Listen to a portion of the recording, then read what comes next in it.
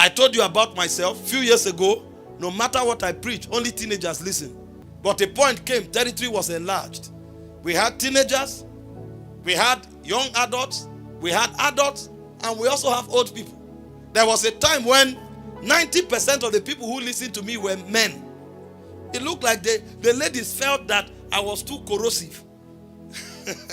So when my people check our statistics, you will see 90-something% male and then 7%, 7 to 9% female. I say, what are we said only to men? A point came, territories began to enlarge. Praise God. There was a time when only students were listening, but territories began to enlarge. And then there was a time when everything I did ended in Makurdi.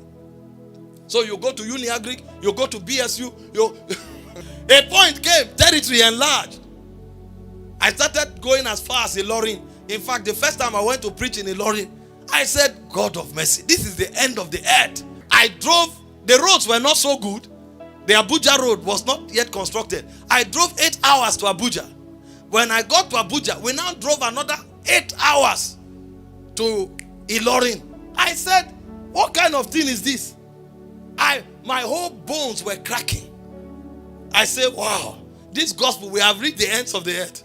The ends of the earth was Nigeria, not even Africa.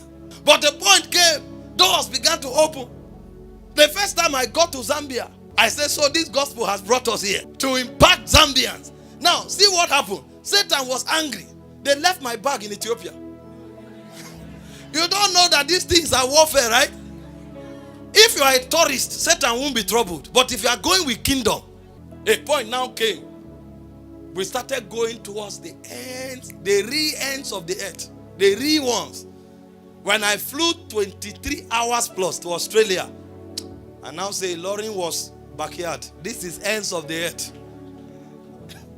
Ends of the earth. I flew 6 hours, 40 minutes to Doha and flew 14 hours non-stop. I was asking myself, how will I sit in the aircraft for 14 hours? He said the territories are being conquered. Guess what happened? Any nation you enter, sons are waiting for you there. So it's not about traveling. It's about dominion. Sons are already waiting. We have been praying for you to come.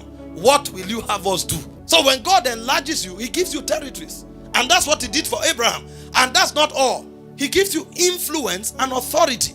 That's a voice that can shape decisions. When you talk on the strength of what you say, you can alter people's decisions, ideologies, philosophy.